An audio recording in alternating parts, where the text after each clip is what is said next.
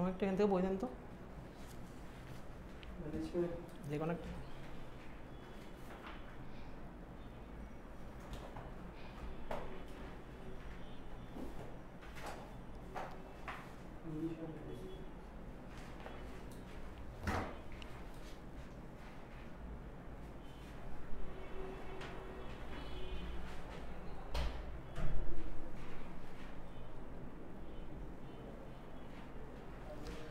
আসসালামু আলাইকুম সবাইকে, প্রিয় শিক্ষার্থীরা সবাইকে স্বাগতম জানাচ্ছি আজকের ম্যানেজমেন্ট ক্লাসে। আমাকে একটু শুরুতে জানিয়ে দাও সাউন্ড এবং ভিডিও সব কিছু ঠিকঠাক আছে কিনা। সাউন্ড এবং ভিডিও সব কিছু ঠিকঠাক থাকলে একটু কমেন্ট করে জানিয়ে দাও এবং একটু বন্ধুদের মেনশন করে দাও। বন্ধুদের জানিয়ে দাও যে আমাদের ক্লাসটা শুরু হয়ে গিয়েছে। আমাদের বিশ্ববিদ্যালয়ের অ্যাডমিশন ম্যানেজমেন্টের আজকে একটা গুরুত্বপূর্ণ ক্লাস শুরু হয়ে গিয়েছে, একটু বন্ধুদের মেনশন করে জানিয়ে দাও।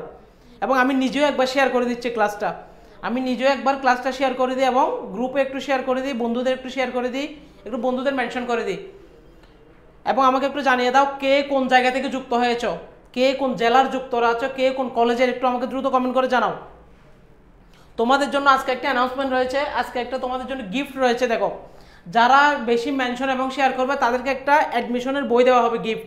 এটা হচ্ছে ম্যানেজমেন্ট ক্লাসে তোমরা ম্যানেজমেন্ট গিফট পাবা। এই বইটা যে বেশি মেনশন করবে, যে বেশি শেয়ার করবে, স্ক্রিনশট নিয়ে আমাদের পড়ালেখার পেজে পাঠিয়ে দিবা, তোমাকে কুরিয়ারে এই বইটা দিয়ে দেওয়া হবে। ওকে, একটু আমাকে জানাও সাউন্ড এবং ভিডিও সব ঠিক আছে কিনা, ক্লিয়ার আছে কিনা, এবং একটু বন্ধুদের মেনশন করে দাও দ্রুত। এই যে বন্ধুদের মেনশন এবং শেয়ার করলে কিন্তু একটা বই পেয়ে যাচ্ছ। অ্যাডমিশনে তোমার আর বই কিনতে হবে না। এখানে কোয়েশ্চন ব্যাংক থেকে শুরু করে বেসিক, শর্টকাট, ট্রিক্স সব কিছু রয়েছে আমাদের ম্যানেজমেন্ট বইয়ে। ওকে, এই ম্যানেজমেন্ট বইটা তোমার পেতে চাইলে অবশ্যই একটু শেয়ার এবং মেনশন করে দাও। দেখো, আজকে আমরা ঢাকা বিশ্ববিদ্যালয়ের প্রশ্ন সলভ করব এবং এমনভাবে ইফেক্টিভ ওয়েতে সলভ করবো যাতে আমরা এমসিকিউ থেকে অনেক কিছু শিখতে পারি। শুধু এমসিকিউর আনসারটা কী হবে সেটা না শিখে আমি যত বেশি শিখতে পারি সেটা ট্রাই করবো। ওকে, একটু বন্ধুদের মেনশন করে দাও এবং একটু কমেন্ট করো সব ঠিকঠাক আছে কিনা। ওকে, আমি দেখতে পাচ্ছি সাউন্ড ঠিক আছে এবং ভিডিও ঠিক আছে, একটু তোমরা জানাও সব কিছু ঠিক আছে না, সাউন্ড এবং ভিডিও। এবং কে কোন জায়গা থেকে যুক্ত হয়েছে একটু কমেন্ট করে জানাও। কে কোন জেলা থেকে যুক্ত হয়েছ একটু দ্রুত কমেন্ট করো। আমরা ঢাকা বিশ্ববিদ্যালয়ে 2018-19 সালের প্রশ্ন সলভ করব। এখন একটা কথা হচ্ছে ভাইয়া, আমরা প্রশ্নগুলো কেন সলভ করি, কেন ঢাকা বিশ্ববিদ্যালয়ের প্রশ্ন সলভ? আমি প্রতিবারই ক্লাসে বলি, বিশ্ববিদ্যালয়ের প্রশ্ন সলভ করা হচ্ছে, আমাদের কোয়েশ্চন ব্যাংকটা সলভ করা হচ্ছে ফরজ। কারণ বিগত 10 থেকে 15 বছরের প্রশ্ন সলভ করলে তুমি 2 থেকে 3টা এমসিকিউ দেখবো এখান থেকে কমন আসবে, অর্থাৎ ওই টাইপেরই আসবে, একটু সালটা চেঞ্জ করে দিবে। অথবা একটু যেমন আমি যদি বলি অংশীদার থেকে দেখো প্রতি বছর একটা আসে, যে কোনো একটা অংশীদার 7 থেকে 8 রকমের অংশীদারের প্রকারভেদ রয়েছে। এখান থেকে কোনোদিন ঘুমন্ত অংশীদার, কোনো সময় নামমাত্র অংশীদার, অথবা আপাত দৃষ্টিতে অংশীদার, অর্থাৎ একটা প্রকারভেদ থেকে আসে। তাহলে তুমি প্রশ্ন ব্যাংক থেকে বুঝে যাচ্ছ যে অংশীদার থেকে একটা প্রশ্ন আসতে পারে, আমার এই টপিকটা ক্লিয়ার করে নিতে হবে। ওকে, এভাবে কোয়েশ্চন ব্যাংক আমরা কি করি, কোয়েশ্চন ব্যাংক আমরা সলভ করে মূলত টপিকগুলো আলাদা আলাদা একটা খাতায় লিখে ফেলি। কোয়েশ্চন ব্যাংক যখন তুমি সলভ করবে আলাদা টপিক লিখে ফেলবে, বিগত বছরে এই জায়গা থেকে আমাদের প্রশ্ন এসেছে এবং এই জায়গা থেকে একটু রিপিট এসেছে, তাহলে তোমার হাতে সব টপিক থাকবে, তুমি জাস্ট এগুলো একটু রিভিশন দেবা বারবার। তাই আমি বলবো বিগত বছরের প্রশ্ন সলভ করা হচ্ছে তোমাদের জন্য ফরজ। এখান থেকে তুমি অনেক টপিক কিন্তু কমন পাবা, স্পেশালি ম্যানেজমেন্টের ক্ষেত্রে। আর যারা ঢাকা বিশ্ববিদ্যালয়ে পরীক্ষা দিবা, তোমরা তো জানো ম্যানেজমেন্ট, ফাইন্যান্স অথবা মার্কেটিং এবং অ্যাকাউন্টিং এই 3টা সাবজেক্টে সবচেয়ে বেশি নাম্বার তুলতে হয়। কারণ ইংলিশ আর বাংলাতে দেখবে বেশিরভাগ স্টুডেন্ট খারাপ করে, অনেকে ইংলিশে পাসই করতে পারে না। তাই আমাদের নাম্বার তোলার সবচেয়ে ইফেক্টিভ হচ্ছে কি ম্যানেজমেন্ট, মার্কেটিং, ফাইন্যান্স, এগুলো আনসার করা। এগুলোতে যত বেশি নাম্বার যে তুলতে পারবে সে তত বেশি র্যাঙ্কে এগিয়ে থাকবে। ক্লিয়ার? যত বেশি এখানে নাম্বার উঠবে তত বেশি আমাদের মেরিট পজিশন এগিয়ে থাকবে। 1 নাম্বারের জন্য কিন্তু ঢাকা বিশ্ববিদ্যালয় হাতছাড়া হতে পারে। 0.50 জন্য পর্যন্ত বিশ্ববিদ্যালয় টিকে নিয়ে এরকম রেকর্ড আছে, অর্থাৎ 1 নাম্বার কম মানে তুমি 500 জনের পিছনে, 0.50 কম মানে তুমি 200-300 জনের পিছনে মেরিট। সো প্রত্যেকটা পয়েন্ট কিন্তু গুরুত্বপূর্ণ। ওকে, তাহলে আমরা আমাদের পড়া শুরু করি। ঢাকা বিশ্ববিদ্যালয় 18-19 সেশনের কোয়েশ্চেন আমরা সলভ করব। প্রথম প্রশ্ন দেখো, খুবই গুরুত্বপূর্ণ প্রশ্ন, তোমরা 1 নাম্বার লিখে আনসার করবা। 1 নাম্বারের উত্তর ক, খ, গ নাকি গ, এভাবে আনসার করবা। একটি কোম্পানির নাম অথবা লোগো সম্পর্কিত অধিকার যে আইন দ্বারা পরিচালিত হয় তাকে বলে, দেখো নাম অথবা লোগো আমরা সবাই চিনি কি না? নাম, আমরা যে কোনো কোম্পানির নাম, যেমন আমরা যদি বলি আইফোন একটা কোম্পানি, আমরা আইফোনকে চিনি না? আইফোনের একটা লোগো রয়েছে, আইফোনের লোগোটা কীরকম? একটা অর্ধেক আপেলের লোগো। তাহলে ওই কোম্পানির নাম এখন লোগো সম্পর্কিত আইনকে আমরা কি বলবো? দ্রুত 1 নম্বর দিয়ে আনসার করতে দেখি। প্যাটেন্ট, ট্রেডমার্ক নাকি কপিরাইট নাকি ট্রেড সিক্রেট, কোনটা হবে? 1 নাম্বার দিয়ে আনসার করো দ্রুত। একটি কোম্পানির নাম অথবা লোগো সম্পর্কিত অধিকার যে আইন দ্বারা পরিচালিত হয় আমরা তাকে কি বলবো? প্যাটেন্ট, ট্রেডমার্ক, কপিরাইট নাকি ট্রেড সিক্রেট? দ্রুত 1 নাম্বার দিয়ে আনসার করো। দেখি এই বিষয় সম্পর্কে কার কনসেপ্ট ক্লিয়ার, এটা একটু আমি দেখবো কমেন্টে। যার কনসেপ্ট ক্লিয়ার সে কিন্তু অলরেডি বুঝে গিয়েছে আনসার কি হবে। একটু দ্রুত কমেন্ট করে জানাও। যারা লাইভে রয়েছে একটু কমেন্ট করে জানাও এবং একটু বন্ধুদের মেনশন করে দাও। আমরা এত কষ্ট করে তোমাদের জন্য লাইভ ভিডিও নিচ্ছি, রেকর্ড ভিডিও নিচ্ছি, তোমাদের কাজ শুধু একটু বন্ধুদের মেনশন করা এবং শেয়ার করা। এতে কি বেশি ক্ষতি হয়ে যাবে তোমাদের? 1 নাম্বার দিয়ে আনসার করে জানাও। একটি কোম্পানির নাম অথবা লোগো সম্পর্কিত অধিকার যে আইন দ্বারা পরিচালিত হয় তাকে আমরা কি বলবো? দ্রুত। ওকে, আমি দেখতে পাচ্ছি প্রাতিবাদ সালাম দিয়েছে, ওয়ালাইকুম আসসালাম। একটু আমাকে 1 নাম্বারের আনসারটা বলো, আনসার কি হবে? 1 নাম্বারের আনসার কি হবে একটু দ্রুত কমেন্ট করে জানাও। একটা কোম্পানির নাম অথবা লোগো থাকলে আমরা সেটাকে কি বলতে পারি? এবং আমরা উদাহরণ দিয়েছি কিসের? আমরা আইফোনের উদাহরণ দিয়েছি, আইফোন। তাহলে আইফোন একটা কোম্পানির নাম এবং আইফোনের লোগোটা কীরকম? এই যে অর্ধেক আপেল যেভাবে ছিল, অর্ধেক আপেল, খাওয়া আপেল, এটা হচ্ছে আইফোনের লোগো। তাহলে আইফোন একটা কোম্পানির নাম এবং এটা হচ্ছে একটা লোগো। এটা কি হবে? শেয়ার ডান, প্রাতিবাদ বলছে share done, very good. Riazul Abrar মামুরকে দেখতে পাচ্ছি, ওয়ালাইকুম আসসালাম। একটু আনসার করে জানাও। কোম্পানির নাম অথবা লোগো, আমি কোম্পানির নাম দিলাম, কোম্পানির নাম হচ্ছে আইফোন এবং কোম্পানির লোগো এঁকে দিলাম, দেখো একটা সুন্দর আপেল। এখন বলো এই নাম এবং আমাদের লোগো সম্পর্কিত আইনকে আমরা কি বলবো? সঠিক উত্তর হচ্ছে আমাদের ট্রেডমার্ক। সঠিক উত্তর কি? ট্রেডমার্ক। একটি কোম্পানির নাম এবং লোগো সম্পর্কিত আইনকে আমরা কি বলবো? ট্রেডমার্ক বলবো। যে কোনো কোম্পানি দেখো, যেমন তুমি জুতার কোম্পানি যদি বলো অ্যাপেক্স, বাটা, ওদের একটা লোগো রয়েছে। তারপর আমরা বিভিন্ন mobile, Vivo, MI, Samsung, iPhone, Sony, বিভিন্ন রকম কোম্পানির, তারপর ল্যাপটপ রয়েছে এইচপি, আর বিভিন্ন কোম্পানির ওয়ালটন। তাহলে প্রত্যেকটা কোম্পানি কিন্তু আলাদা আলাদা একটা কী রয়েছে? নাম রয়েছে, আলাদা একটা লোগো রয়েছে। এই সম্পর্কিত আইনকে আমরা কি বলবো? এই সম্পর্কিত আইনকে আমরা বলবো ট্রেডমার্ক। ক্লিয়ার? বুঝতে পেরেছো কিনা সবাই? এখন আসো, এই এমসিকিউ থেকে আমরা আরো কি কি শিখতে পারি? এই এমসিকিউ থেকে আমি আরো কি কি শিখতে পারি? এখন এই যে প্যাটেন্ট, কপিরাইট, ট্রেডমার্ক, এদের কিন্তু এক একটা নির্দিষ্ট সাল রয়েছে, অর্থাৎ কোনটা কত সাল পর্যন্ত সেবা দিবে। যেমন দেখো এই যে কপিরাইট রয়েছে, কপিরাইট যদি একবার করি আমরা, কপিরাইট আমাদের 60 বছর পর্যন্ত সেবা দিবে। এখন কপিরাইট কেন করা হয়? কোনো একটা তোমার চিত্রের জন্য, ছবির জন্য অথবা কোনো লেখালেখির জন্য যদি আমরা কপিরাইট করে রাখি, এই কপিরাইট আমাদের 60 বছর পর্যন্ত সেবা দিবে। 60 বছরের পর এটা আবার আমাকে রিনিউ করতে হবে, পুনরায় করতে হবে। এরপর আসো ট্রেডমার্ক। ট্রেডমার্ক আমাদের 7 বছর পর্যন্ত সুযোগ সুবিধা দিবে। অর্থাৎ আমি যদি কোনো একটা পণ্যের নাম বা কোনো একটা কোম্পানির নাম, কোনো একটা কোম্পানির লোগো ট্রেডমার্ক করে রাখি, আমাকে 7 বছর পর্যন্ত সেবা দিবে। 7 বছর পর আমাকে আবার পুনরায় ট্রেডমার্ক করতে হবে। ক্লিয়ার? এরপর আসো প্যাটেন্ট। প্যাটেন্ট আমাদের কত বছর সেবা দেয়? প্যাটেন্ট আমাদের 16 বছর পর্যন্ত সেবা দেয়, 16 বছর। তাহলে এই এমসিকিউ থেকে দেখো আমরা কী কী শিখলাম? কপিরাইট আমাদের 7 বছর সেবা দেয়, ট্রেডমার্ক আমাদের 7 বছর সময় দেয়, এটা হচ্ছে 60, এটা হচ্ছে 7। তারপর প্যাটেন্ট আমাদের 16 বছর। দেখো এই এমসিকিউ থেকে আমরা 3টা জিনিস শিখতে পারলাম। কপিরাইট, প্যাটেন্ট এবং ট্রেডমার্ক আমাদের কয় বছর সেবা দেয়, এবং একটা কোম্পানির নাম অথবা লোগো সম্পর্কিত আইনকে আমরা কি বলবো? ট্রেডমার্ক বলবো। ক্লিয়ার? একটা এমসিকিউ থেকে দেখো আমি কত কিছু ইনফরমেশন বের করলাম। এভাবে তোমাদের এমসিকিউ যদি তোমরা পড়ো, কোয়েশ্চন ব্যাংকটা অ্যানালাইসিস করো, তুমি ম্যানেজমেন্টের জন্য 40 থেকে 50% অলরেডি রেডি বিশ্ববিদ্যালয়ে পরীক্ষা দেওয়ার জন্য। ক্লিয়ার? একটা এমসিকিউ থেকে যত বেশি পারো তত বেশি শেখার চেষ্টা করবা। ওকে, আমি দেখতে পাচ্ছি প্রাতিবাদ অনেক বন্ধুদের মেনশন করে দিয়েছে, ধন্যবাদ। যারা সর্বোচ্চ মেনশন এবং শেয়ার করবে তারা কিন্তু এই বইটা পেয়ে যাবে। অ্যাডমিশনের জন্য একটা ম্যানেজমেন্ট বই তোমাকে কুরিয়ার করে পাঠিয়ে দেওয়া হবে। শুধু তোমার কাজ শেয়ার করা এবং বন্ধুদের মেনশন করা। তাহলে এটা হচ্ছে আমাদের প্রথম এমসিকিউ। আমরা অনেক কিছু শিখতে পারলাম এই এমসিকিউ থেকে। তারপর আসো দ্বিতীয় এমসিকিউ। কে বলতে পারে? এখান থেকে কিন্তু কমনও চলে আসতে পারে। তোমার পরীক্ষা এখান থেকে হুবহু কমনও চলে আসতে পারে, কোনো গ্যারান্টি নেই। আমদানি রপ্তানি নিয়ন্ত্রণ ব্যবস্থার হাতের হিসেবে নিম্নের কোনটি ব্যবহৃত হয় না? একটু মনোযোগ দাও, আমাকে বলছে ব্যবহৃত হয় না।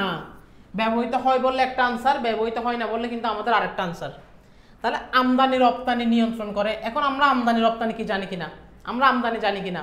অন্য একটা দেশ থেকে যদি কোনো পণ্যদ্রব্য আমাদের দেশে নিয়ে আসি সেটা হচ্ছে আমদানি, আর আমার দেশ থেকে যদি অন্য কোনো দেশে পণ্য আমি বিক্রি করি সেটা হচ্ছে রপ্তানি। এই আমদানি রপ্তানির হাতের হিসেবে কোনটি ব্যবহৃত হয় না? তার মানে এখানে 3টা জিনিস ব্যবহৃত হয়, একটা ব্যবহৃত হয় না, সেইটা আমার থেকে আইডেন্টিফাই করতে হবে। এখন হাতিয়ারগুলো কী কী জানতে হবে? এই প্রশ্নটা আনসার করার জন্য আমার থেকে জানতে হবে আমদানি রপ্তানি নিয়ন্ত্রণের হাতিয়ারগুলো কী কী, তারপরে আমি আনসার করতে পারবো এটার আনসার কী হবে। তাহলে দেখো আমরা প্রথমে হাতিয়ারগুলো কি দেখে নিই। দেখো লাইসেন্সিং, আমদানি আর রপ্তানি নিয়ন্ত্রণ করার জন্য আমার থেকে লাইসেন্স করা রাখতে হবে, তার মানে এটা হচ্ছে হাতিয়ার, এটা ব্যবহৃত হয়। তারপর আসে শুল্ক আরোপ। দেখো আমাদের প্রত্যেকটা জিনিসের উপর কিন্তু ট্যাক্স আছে, মোটরসাইকেল বলো গাড়ি বলো আমি যেটাই আমদানি করি না কেন আমার প্রত্যেকটা জিনিসের উপর ট্যাক্স আছে, তার মানে এটাও হাতিয়ার হিসেবে ব্যবহৃত হয়। এখন এই যে নিয়ন্ত্রণ করতে হবে আমাদের আমদানি রপ্তানিকে নিয়ন্ত্রণ করতে হবে, তার মানে শুল্ক আরোপ, আমরা ট্যাক্স বসাই জিনিসের উপর, ইয়েস এটাও হাতিয়ার হিসেবে ব্যবহৃত হয়। কিন্তু আমার লাগবে যে কোনটা ব্যবহৃত হয় না। এরপর হচ্ছে কোটা নির্ধারণ, প্রত্যেকটা জিনিসের উপর কিন্তু কোটা রয়েছে, কোনটার উপর কত পার্সেন্ট ট্যাক্স, কোনটার উপর কত পার্সেন্ট কোটা থাকবে, তার মানে এটাইও আমাদের নিয়ন্ত্রণ হাতিয়ার হিসেবে ব্যবহৃত হয়। তাহলে হয় না কোনটা, এটা ব্যবহৃত হয়, এইটা ব্যবহৃত হয় এবং এটা ব্যবহৃত হয়, তার মানে ইয়েস বহনপত্র, এটা আমাদের আমদানি রপ্তানির হাতিয়ার হিসেবে ব্যবহৃত হয় না। ক্লিয়ার? তাহলে তোমাদের এখন জানতে হবে আমদানি রপ্তানির নিয়ন্ত্রণ হিসেবে হাতিয়ার কোনটা ব্যবহৃত হয়। তুমি যদি জানো কোনগুলো ব্যবহৃত হয় তাহলে তুমি এটা আনসার করতে পারবা। তাহলে আমাকে জিজ্ঞেস করেছে কোনটা ব্যবহৃত হয় না, সঠিক উত্তর হচ্ছে বহনপত্র, এটা ব্যবহৃত হয় না। ক্লিয়ার? ওকে, ভেরি গুড। সীমান্তনাগ, রিয়াজুল আবরার মামুর, ধন্যবাদ। বন্ধুদের একটু মেনশন করে দাও, যারা বিশ্ববিদ্যালয়ে পড়ার স্বপ্ন দেখছে, যারা বিশ্ববিদ্যালয়ে পড়বে একটু বন্ধুদের মেনশন করে দাও, বন্ধুদের সহায়তা করো। 3 নম্বর প্রশ্ন দেখো, উদ্যোক্তা উৎপাদন প্রক্রিয়ায় নতুন কৌশল গ্রহণ করে কিভাবে? উদ্যোক্তা, উদ্যোক্তা কাকে বলে? অনেকে এটা জানে না। যারা ব্যবসা গ্রহণের জন্য উদ্যোগ গ্রহণ করে তাদেরকে বলে উদ্যোক্তা। এখন এই উদ্যোক্তা উৎপাদন প্রক্রিয়ায় নতুন কৌশল গ্রহণ করে কিভাবে? উনি কিভাবে নতুন নতুন কৌশল গ্রহণ করে? দেখো আমাদের আগে আমরা অপশনগুলো একটু দেখি, প্রত্যেকটা প্রশ্ন পড়ার সময় আগে তুমি অপশনগুলো একটু যাচাই করে নিবা, অপশন কেমন, অব্যবসায়ের মাধ্যমে, শ্রমের মাধ্যমে, উদ্ভাবনী শক্তির মাধ্যমে নাকি মূলধন গঠনের মাধ্যমে। তাহলে নতুন কৌশল উদ্যোক্তা কি গ্রহণ করে? নতুন কৌশল গ্রহণ করে। কিসের মাধ্যমে নতুন কৌশল গ্রহণ করবে? উদ্ভাবনী শক্তির মাধ্যমে। অর্থাৎ উদ্যোক্তার কাছ থেকে কি থাকতে হবে? উদ্ভাবনী শক্তি থাকতে হবে, নতুন নতুন চিন্তা করতে হবে, নতুন নতুন কৌশল অ্যাপ্লাই করতে হবে তার ব্যবসায়ের ক্ষেত্রে। ওকে, তাহলে সঠিক উত্তর কি হবে? উদ্ভাবনী শক্তির মাধ্যমে। ক্লিয়ার? এটা হচ্ছে আমাদের 3 নম্বরের আনসার। আমরা কিন্তু অনেক সময় প্রশ্নের উত্তর জানা না থাকলেও অপশনগুলো দেখে আনসার বের করতে পারি, একটু আমাদের সেন্সটা কাজে লাগিয়ে আমরা কিন্তু আনসারগুলো করতে পারি। তারপর আসে 4 নাম্বার, তোমরা একটু 4 নাম্বার দিয়ে আনসার করবা সবাই, এভাবে 4 নাম্বার দিয়ে আনসার করবা। 4 নাম্বারের আনসার কি হবে? ওকে, তারপর দেখো ব্যবসায় পরিবেশের আইনগত উপাদান কোনটি? এটা আমাদের এসেছে ব্যবসায় পরিবেশের যে প্রকারভেদ রয়েছে, রাজনৈতিক পরিবেশ, সামাজিক পরিবেশ, আইনগত পরিবেশ, প্রাকৃতিক পরিবেশ, প্রযুক্তিগত পরিবেশ, এই পরিবেশের প্রকারভেদ থেকে কিন্তু আমাদের মূলত আনসারগুলো আমাদের প্রশ্নটা এসেছে। তাহলে আমাকে জিজ্ঞেস করেছে ব্যবসায় পরিবেশের আইনগত উপাদান কোনটি, অর্থাৎ আইনগত পরিবেশের উপাদানের মধ্যে কোনটা পড়ে। তাহলে আমার থেকে এটা আনসার করার জন্য অবশ্যই ব্যবসা পরিবেশের একটা ছক রয়েছে, সেই ছকটা সম্পর্কে ভালো করে আইডিয়া থাকতে হবে। তাহলে এই প্রশ্নটা কোথা থেকে এসেছে? ব্যবসায় পরিবেশের উপাদান থেকে এসেছে। এখান থেকে কিন্তু প্রতি বছর প্রশ্ন হয়ে থাকে। ওয়ালাইকুম আসসালাম, আদিব কবির সালাম দিয়েছে, একটু বন্ধুদের মেনশন করে দাও। দেখো ব্যবসায় পরিবেশের আইনগত উপাদান কোনটি? আন্তর্জাতিক সম্পর্ক। আন্তর্জাতিক সম্পর্ক হচ্ছে রাজনৈতিক, রাজনৈতিক পরিবেশের উপাদান রাজনৈতিক, আমি এখানে লিখে দিলাম রাজনৈতিক। এরপর দেখো সার্বভৌমত্ব, সার্বভৌমত্ব হচ্ছে আমাদের রাজনৈতিক পরিবেশের উপাদান, এটা হচ্ছে রাজনৈতিক। তারপর রয়েছে সরকার ব্যবস্থা, সরকার ব্যবস্থা হচ্ছে রাজনৈতিক। 3টা অপশনই হচ্ছে আমাদের রাজনৈতিক পরিবেশের উপাদান। তাহলে আমাদের সঠিক উত্তর কি? সঠিক উত্তর হচ্ছে শিল্পনীতি। এই যে শিল্পনীতি হচ্ছে আইনগত পরিবেশের উপাদান। এখন আইনগত পরিবেশের উপাদানগুলো মনে রাখার কিন্তু কিছু টেকনিক রয়েছে, যেমন কীরকম দেখো, যে পরিবেশের উপাদানগুলো আইন সম্পর্কিত, যে পরিবেশের উপাদানগুলো আইন রীতি নীতি সম্পর্কিত, সেটা হচ্ছে আমাদের আইনগত পরিবেশের উপাদান। তাহলে দেখো এখানে নীতি, নীতি কোথায় থাকে? আমরা যখন নতুন নতুন আইন প্রণয়ন করি সেখানে দেখবে বিভিন্ন নীতিমালা থাকে। তাহলে আইনগত পরিবেশের উপাদানগুলো আইন সংক্রান্ত, নীতিমালা সংক্রান্ত। ক্লিয়ার? আর এগুলো হচ্ছে দেখো, এগুলো রাজনৈতিক পরিবেশের উপাদান, সার্বভৌমত্ব, সরকার ব্যবস্থা, আন্তর্জাতিক সম্পর্ক, এগুলো রাজনৈতিক পরিবেশ। তাহলে তোমার থেকে জানতে হবে রাজনৈতিক পরিবেশ, সামাজিক পরিবেশ, আইনগত পরিবেশ, তারপরে হচ্ছে আমাদের প্রযুক্তিগত পরিবেশ, এগুলো সম্পর্কে তোমাদের অবশ্যই জানতে হবে। ওকে, হাফসা বন্ধুদের মেনশন করেছে, ধন্যবাদ হাফসা। একটু বন্ধুদের মেনশন এবং নিজে নিজে ক্লাসটা একটু শেয়ার করে দাও। যারা বেশি শেয়ার এবং মেনশন করবে তাদের জন্য এই বইটা পুরস্কার হিসেবে থাকবে, তোমার ঠিকানায় কুরিয়ার হিসেবে পাঠিয়ে দেওয়া হবে। তোমরা একটা স্ক্রিনশট নিয়ে পড়ালেখার পেজে যোগাযোগ করবা। ওকে, তাহলে আমাদের দেখো 4 নাম্বার সৃজনশীল, 4 নাম্বার নৈবিত্তিক কিন্তু আমরা ক্লিয়ার করলাম। তারপর 5 নম্বরে আসো।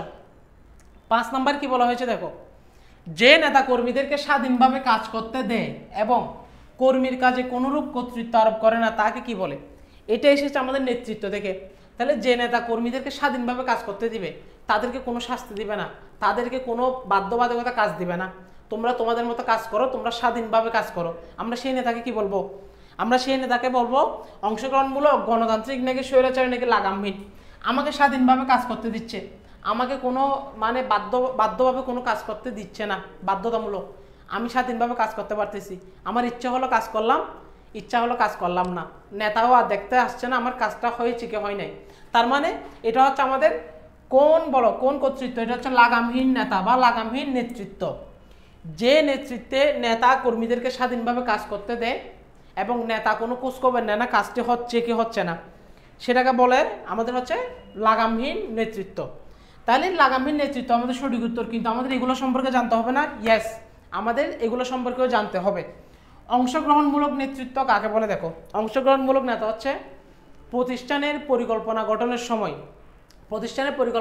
সময় কর্মীদেরকে অংশগ্রহণের সুযোগ দেওয়া হয়, তাদের মতামতকে সম্মান করা হয়, তাদেরকে স্বাধীনভাবে কথা বলতে দেওয়া হয়, সেটা হচ্ছে অংশগ্রহণমূলক নেতা বা নেতৃত্ব। তারপর আসো গণতন্ত্র নেতা বা নেতৃত্ব, ওইটাও একই, ওইটাও প্রায় একই।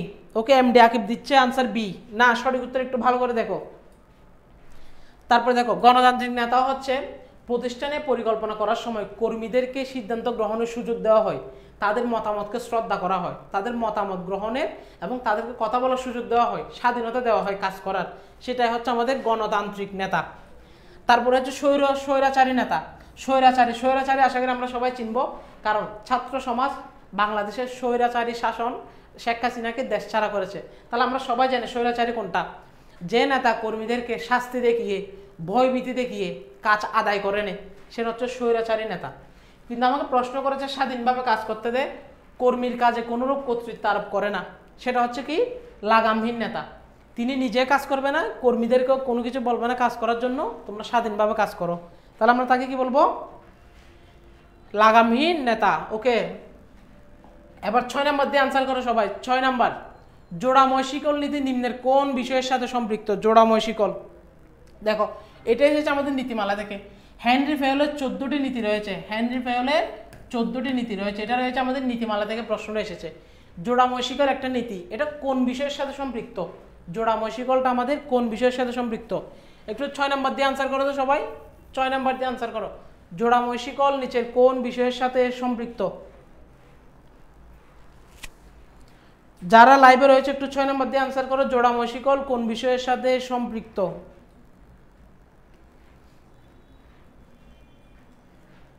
দেখি আমি কার আগে কি আনসার করতে পারে এবং কার এই কনসেপ্টটা ক্লিয়ার রয়েছে। যার এই কনসেপ্ট ক্লিয়ার থাকবে সে কিন্তু ইজিলি আনসার করতে পারবে। ওকে, মোহাম্মদ ওমর জানাচ্ছে 6 ডি, ভারসাম্য রক্ষা। ওকে, ভেরি গুড, আমি একটু উত্তর পেলাম। বাকিরা একটু জানাও, আমাদের 6 নম্বরের আনসার কি হবে? জোড়াময় শিকল নীতি নিম্নের কোন বিষয়ের সাথে সম্পৃক্ত?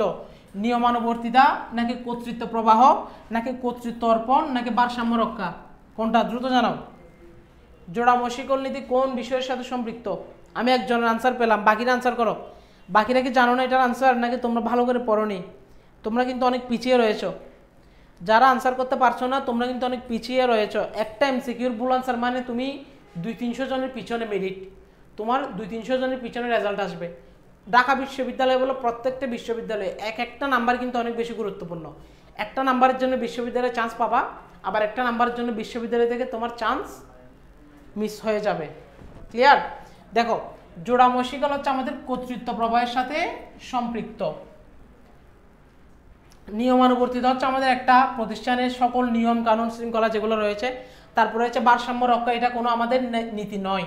তারপরে হচ্ছে আমাদের কর্তৃত্ব অর্পণ। তাহলে কর্তৃত্ব অর্পণ আর কর্তৃত্ব প্রবাহ দুইটাই কিন্তু কাছাকাছি, কিন্তু জোড়াময় শিকল হচ্ছে আমাদের কর্তৃত্ব প্রবাহের সাথে সম্পৃক্ত। জোড়াময় শিকল মানে কি বোঝায় দেখো, আমাদের একটা প্রতিষ্ঠানে 3টা স্তর থাকে, একটা হচ্ছে উচ্চ স্তর, 2 নম্বর হচ্ছে মধ্য স্তর এবং 3 নম্বর হচ্ছে নিম্ন স্তর। জোড়াময় শিকলের কাজগুলো কিন্তু উপর থেকে নিচের দিকে ধাবিত হয়। উচ্চ স্তর মধ্য স্তরকে কাজ দিবে, মধ্য স্তর নিম্ন স্তরকে কাজ দিবে, অর্থাৎ কাজগুলো শিকল আকারে থাকে, উপর থেকে নিচের দিকে ধাবিত হয়, সেটা হচ্ছে জোড়াময় শিকল নীতি। ক্লিয়ার? এটা হচ্ছে জোড়াময় শিকল নীতি। তাহলে জোড়াময় শিকল নীতি কিসের সাথে সম্পৃক্ত? কর্তৃত্ব প্রবাহ, অর্থাৎ কাজগুলো প্রবাহ আকারে উপর দিক থেকে নিচের দিকে দাবিত হয়, সেটাকে বলা হয় কর্তৃত্ব প্রবাহ। এই যে দেখো কাজগুলো 1 নম্বর থেকে 2 নম্বরে, 2 নম্বর থেকে 3 নম্বরে এভাবে দাবিত হচ্ছে, এটাকে বলা হয় কর্তৃত্ব প্রবাহ। ক্লিয়ার? আশা করি তোমরা সবাই বুঝতে পেরেছ। তারপর 7 নম্বর প্রশ্ন আসে, একটু মনোযোগ দিবা সবাই।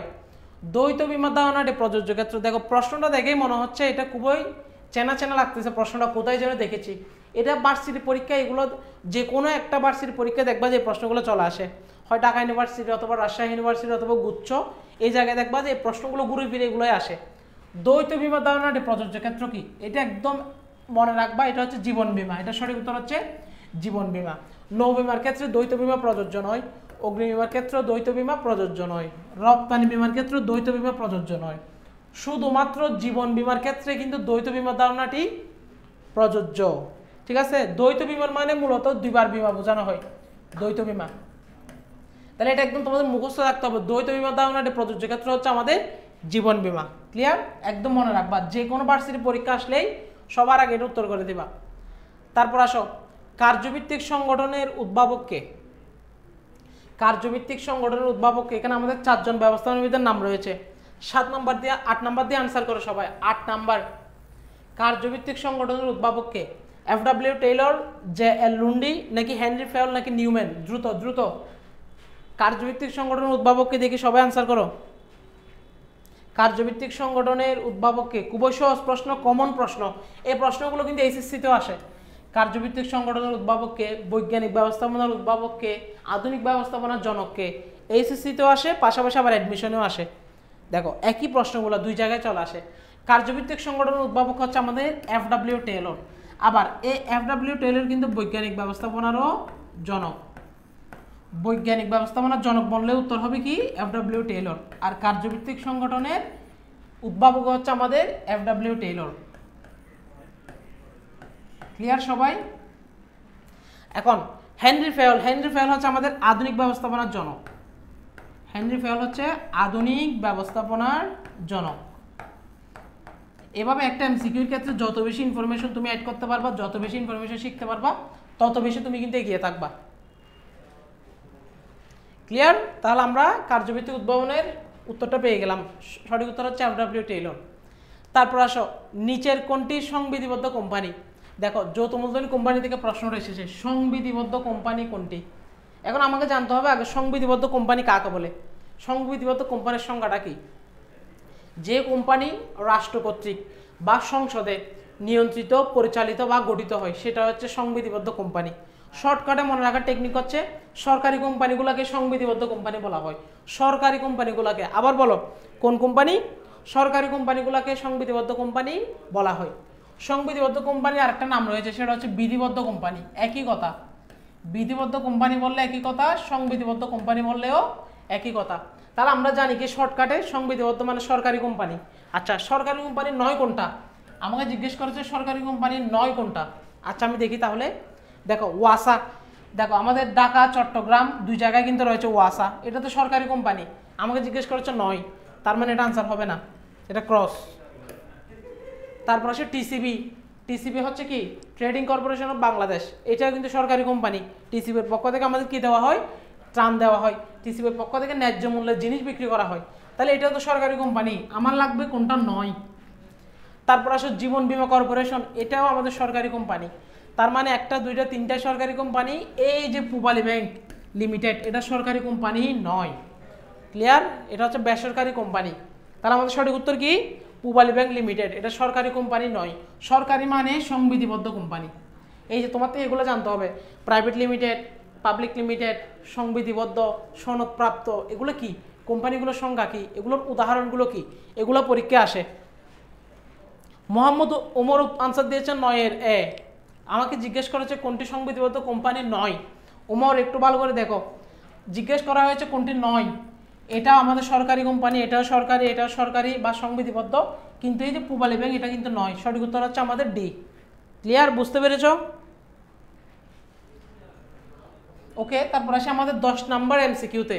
আমরা বেশি না, আমরা যদি ডেইলি ক্লাসে 10টা করে এমসিকিউ শেষ করি, তাহলে তুমি 30 দিনে কিন্তু 300 এমসিকিউ শেষ করতে পারতেছো। দেখো আমি যদি একটা ক্লাসে 10টা করে এমসিকিউ শেষ করি, 1 মাসে তোমার 300টা এমসিকিউ ক্লিয়ার। 10 নম্বরে দেখো কি জিজ্ঞেস করা হয়েছে, কোন ধরনের অংশীদার লভ্যাংশ অথবা বেতনের বিনিময়ে তার সুনাম ব্যবহার করার অনুমতি দেয়? এটা এসেছে আমাদের অংশীদারের প্রকারভেদ থেকে। কোন ধরনের অংশীদার লভ্যাংশ অথবা বেতনের বিনিময়ে তার সুনাম ব্যবহারের অনুমতি দেয়? দেখো সুনাম, এখানের মধ্যে আমার আনসারটা দিয়ে গেছে সুনাম। বলো, নামমাত্র অংশীদার, গুমন্ত অংশীদার, সীমাবদ্ধ অংশীদার নাকি আপাত দৃষ্টিত অংশীদার? 10 নাম্বার দিয়ে আনসার করো সবাই, 10 নাম্বার দিয়ে আনসার করো সবাই দ্রুত। দেখি, এটা কিন্তু পারার কথা, এটা কিন্তু পারার কথা। 10 নাম্বার দিয়ে আনসার করো, 10 নাম্বার দিয়ে আনসার করো। কোন ধরনের অংশীদার লভ্যাংশ অথবা বেতনের বিনিময়ে সুনাম ব্যবহার করার অনুমতি দেয়? দেখো, লভ্যাংশ এবং বেতনের বিনিময়ে তার নামটা ব্যবহার করার অনুমতি দিবে। অর্থাৎ উনি যদি একজন সেলিব্রিটি পার্সন হয়, টাকার বিনিময়ে আমি আমার নামটা ব্যবহার করতে দিচ্ছি, আচ্ছা ঠিক আছে আমার নামটা আপনি ব্যবহার করেন, আমাকে একটা লভ্যাংশ দিয়েন, মুনাফা দিয়েন, তাহলে সেটা কোন ধরনের অংশীদার হবে? সেটা হচ্ছে আমাদের নামমাত্র অংশীদার। দেখো, নামমাত্র অংশীদারের সংজ্ঞাটা কি? যে অংশীদার মুনাফা অথবা লভ্যাংশের বিনিময়ে নিজের নাম ব্যবহারের অনুমতি দেয় তাকে আমরা বলবো নামমাত্র অংশীদার। ক্লিয়ার? তাহলে এটা সঠিক উত্তর হচ্ছে নামমাত্র অংশীদার। এরপর আসে আমাদের এখানে আরো 3টে অংশীদার আছে, গুমন্ত অংশীদার, সীমাবদ্ধ অংশীদার, আপাতদৃষ্টিত অংশীদার। তাহলে এগুলো সম্পর্কে আমাদের জানতে হবে না? ইয়েস, অবশ্যই এগুলো সম্পর্কে আমাদের জানতে হবে। গুমন্ত অংশীদার কাকে বলে? এটা একটু সংজ্ঞাটা ভালো করে শুনে নাও। যে অংশীদার ব্যবসায় মূলধন বিনিয়োগ করে কিন্তু অধিকার থাকা সত্ত্বেও ব্যবসায়ে কি করে না, অংশগ্রহণ করে না পরিচালনায়, তাকে বলবো গুমন্ত অংশীদার। এরপর আসে আমাদের সীমাবদ্ধ অংশীদার। যে অংশীদার ব্যবসায়ী সীমিত দায় বহন করে তাকে বলবো সীমাবদ্ধ অংশীদার। এরপর আসে আপাতদৃষ্টিত অংশীদার। আপাতদৃষ্টিত অংশীদার আমি একটা নাম দিয়েছি, সেটা হচ্ছে লোভী অংশীদার। কেন লোভী বললাম? কারণ আপাতদৃষ্টিত অংশীদার অবসর গ্রহণের পরও তার মূলধন উত্তোলন না করে ব্যবসায়ী ঋণ হিসেবে রেখে দেয় এবং সেখান থেকে একটা সুদ নেয়, ঋণের সুদ। তার মানে ওনার অবসর গ্রহণের সময় হয়ে গিয়েছে, উনি অবসর গ্রহণের পরেও ওনার মূলধনগুলো নিচ্ছেন না। কেন? ব্যবসায়ী ঋণ হিসেবে দিচ্ছেন যাতে এখান থেকে ঋণের সুদ নিতে পারে। তার মানে উনি লোভী। এটা হচ্ছে আপাতদৃষ্টিত অংশীদার। মনে রাখার জন্য এভাবে চিন্তা করবা। গুমন্ত অংশীদারকে চিন্তা করতে পারো যিনি বেশি ঘুমায়, ব্যবসায়ী পরিচালনায় অংশগ্রহণ না করে যিনি বেশি ঘুমায় উনি হচ্ছে গুমন্ত অংশীদার। এভাবে মনে রাখতে পারো। তাহলে আমাদের এটা আনসার হচ্ছে নামমাত্র অংশীদার। নামমাত্র অংশীদার কি করে? তার নাম ব্যবহারের জন্য দেয়, তার নাম ব্যবহারের জন্য দেয় এবং এর পরিবর্তে একটা লভ্যাংশ নেয়, সেটাই হচ্ছে আমাদের নামমাত্র অংশীদার। ক্লিয়ার? তাহলে আমাদের টার্গেট থাকবে, দেখো ডেইলি যদি আমরা 10টা করে এমসিকিউ সলভ করি, 1 মাসে 300টা এমসিকিউ, 2 মাসে 600টা এমসিকিউ। তাহলে এভাবে যদি আমরা 2-3 মাস কন্টিনিউ করি, এখান থেকে যে এমসিকিউ পরীক্ষা আসবে না এটার কোনো গ্যারান্টি আছে? কোনো গ্যারান্টি নেই। আমরা প্রত্যেক দিন ইয়ার কোয়েশ্চেনগুলো সলভ করব এবং প্রতি ক্ষেত্রে আমরা যতভাবে ভালোভাবে পারি আমরা চেষ্টা করব এখান থেকে যত বেশি ইনফরমেশন কালেক্ট করা যায়। একটা এমসিকিউ সলভ করতে গিয়ে আমি গুমন্ত অংশীদার কি শিখে ফেললাম, তারপর নামমাত্র অংশীদার কি জেনে ফেললাম, সীমাবদ্ধ অংশীদার কি জেনে ফেললাম এবং আপাতদৃষ্টিত অংশীদার কি সেটাও শিখে ফেললাম। একটা এমসিকিউ সলভ করতে গিয়ে আমি 4টা অংশীদার সম্পর্কে জেনে ফেললাম। এভাবে তোমাদের এমসিকিউগুলো সলভ করতে হবে। এবং আমাদের পড়ালেখার কিন্তু ভার্সিটি প্লাস গুচ্ছ যে ব্যাচ লঞ্চ হয়েছে, অলরেডি 100+ স্টুডেন্ট যুক্ত হয়ে গিয়েছে। তোমরা যারা এখনো যুক্ত হওনি সবাই যুক্ত হয়ে যাবা, কারণ আজকে আমাদের ভর্তির লাস্ট ডেট, অর্থাৎ 50% ডিসকাউন্টে ভর্তির লাস্ট ডেট। মাত্র 2500 টাকায় ভর্তি হতে পারবা। যারা ভর্তি হবে তাদেরকে কুরিয়ার করে কিন্তু এই বইগুলো পাঠিয়ে দেওয়া হবে। English, Bangla, management, accounting, finance অথবা মার্কেটিং, সাধারণ জ্ঞান কুরিয়ার করে তোমার বাসায় পৌঁছে দেওয়া হবে। এক্সট্রা কোনো চার্জ দিতে হবে না। মাত্র 2500 টাকায় ভর্তি হতে পারবে আমাদের ভার্সিটি প্লাস গুচ্ছ ব্যাচে। ওকে? তাহলে আজকের ক্লাসে আমরা ঢাকা বিশ্ববিদ্যালয় 18-19-এর 10টা মতো কোয়েশ্চেন দেখলাম। আমরা প্রতিদিন চেষ্টা করব 10টা 20টা এভাবে কোয়েশ্চেনগুলো সলভ করানোর জন্য। ক্লিয়ার? সবাই ভালো থাকবা, সুস্থ থাকবা। তোমাদের সাথে দেখা হবে আগামী কোনো ক্লাসে। সবাই নিয়মিত পড়ালেখার সাথে যুক্ত থাকবা এবং বন্ধুদের সাথে পড়ালেখার বেসে ভর্তি হয়ে যাবা। এই বছর তোমরা বেস্ট কিছু বেঁচে যাচ্ছ, পড়ালেখা এই বছর বেস্ট কিছু দিতে যাচ্ছ তোমাদের ভার্সিটি প্লাস গুচ্ছ বেসে। দেখা হবে তোমাদের সাথে ক্লাসে। সবাই ভালো থাকবা, সুস্থ থাকবা। সবার জন্য শুভকামনা রইল। আসসালামু আলাইকুম।